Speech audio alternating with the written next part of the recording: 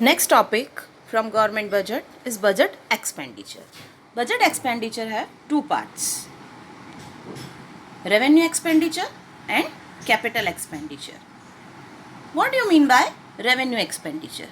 Then, revenue expenditure refers to the expenditure which neither creates an assets nor causes reduction in any liability of the government. Means revenue expenditure way expenditure हैं जो ना तो किसी liability को reduce करते हैं और ना ही कोई एसेट्स को क्रिएट करते हैं. मतलब ना तो उससे एसेट्स बढ़ती है और ना ही लाइबिलिटी कम होती है. बजट एक्सपेंडिचर का सेकंड पार्ट है आपका कैपिटल एक्सपेंडिचर. अब what do you mean by capital expenditure? तो capital expenditure refers to the expenditure which either creates an assets or cause a reduction in a liability of the government. Means capital expenditure way expenditure होते हैं जिससे या तो assets create होती है. assets कैसे? जैसे सरकार ने कोई बिल्डिंग खड़ी कर दी, assets में increase हुआ ना, तो either creates an assets or reduction of a liability. expenditure माने गवर्नमेंट ने किसी से लोन लिया, उसको पे आउट कर दिया, तो क्या हो गया? लाइबिलिटी रिड्यूस हो गई. तो कैपिटल एक्सपेंडिचर वे एक्सपेंडिचर है जिससे या तो एसेट्स क्रिएट होती है या लाइबिलिटी कम होती है. अब हम बात करेंगे एक्सपेंडिचर्स की.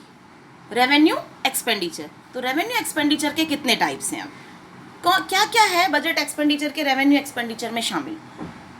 तो सबसे पहले रेवेन्यू एक्सपेंडिचर क्या होते हैं ये बताया मैंने अभी. ना तो वो एसेट्स को क्रिएट करते, मतलब ना ही तो किसी प्रकार की एसेट क्रिएट होती है इससे, मतलब नहीं आती, और ना ही कोई लाइबिलिटी आपकी कम होती है.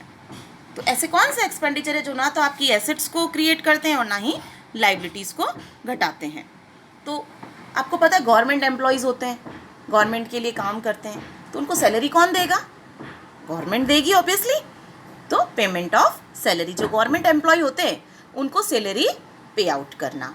दूसरा है आपका पेमेंट ऑफ पेंशन्स. जो उनके रिटायर पर्सन होते हैं, गवर्नमेंट एम्प्लॉयज़ होते हैं ना, रिटायरमेंट पे आपने सुना होगा पेंशन मिलती है, मेरी पेंशन आती है. तो ये भी गवर्नमेंट के लिए क्या है?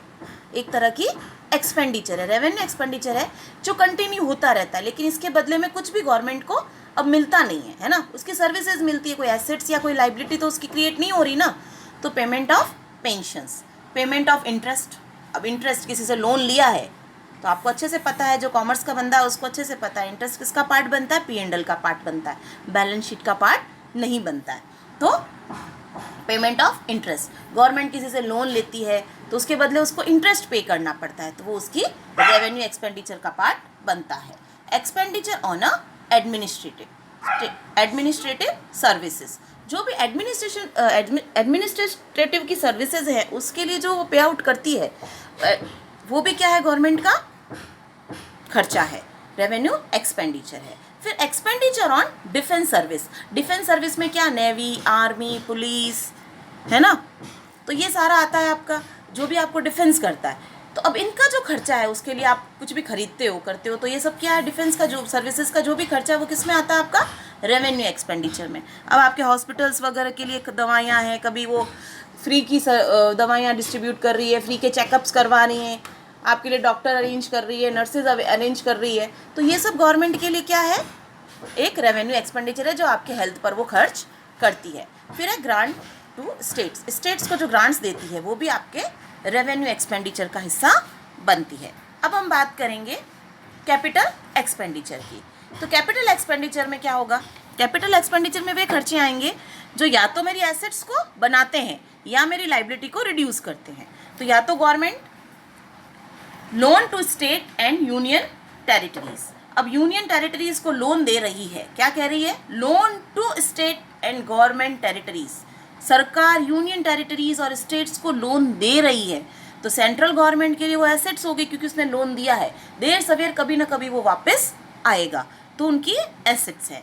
फिर है आपका एक्सपेंडिचर ऑन बिल्डिंग, रोड, है ना, फ्लाईओवर्स. इन सब के बदले क्या लेती है? हमसे टैक्स लेती है ना. तो ये सब उनकी एसेट्स में शामिल है. ये जो एक्सपेंडिचर है ना वो उनकी एसेट्स को बढ़ाता है. सरकार की एसेट्स क्या होगी? घर मकान थोड़ी ना होगी. फ्लाईओवर्स, बिल्डिंग्स, रोड्स, ये गवर्नमेंट की एसेट्स है, ये किसकी संपत्ति है, सरकार की संपत्ति है, लिखा हुआ होता है ना। फिर है आपके फैक्ट्रीज, गवर्नमेंट ने अपनी कोई फैक्ट्रीज वगैरह इस्टेब्लिश कर ली तो वो भी एसेट्स को क्रिएट करती है। फिर है purchase of machinery, purchase of machinery है तो वो भी गवर्नमेंट परचेज किया है, मशीनरी है, मशीनरी किसका पार्ट होती है, बैलेंस शीट की एसेट्स का पार्ट होती है, तो एसेट्स क्रिएट हो गई। रीपेमेंट ऑफ बोरोइंग्स, अब बोरोइंग्स की आपने रीपेमेंट कर दिया तो आपकी लाइबिलिटी क्या हो गई, रिड्यूस हो गई। तो इस तरह से हमने जाना हमारे बजट एक्सपेंडिचर के बारे में। तो बजट एक्सपेंडिचर के कितने पार्ट्स होते हैं, 2 पार्ट्स होते हैं, रेवेन्यू एक्सपेंडिचर और कैपिटल एक्सपेंडिचर। रेवेन्यू एक्सपेंडिचर जो है वो ना तो एसेट्स क्रिएट करता है और ना ही हमारी लाइबिलिटी को रिड्यूस करता है। कैपिटल एक्सपेंडिचर है वो एसेट्स को क्रिएट भी करता है और लाइबिलिटी को रिड्यूस भी करता है।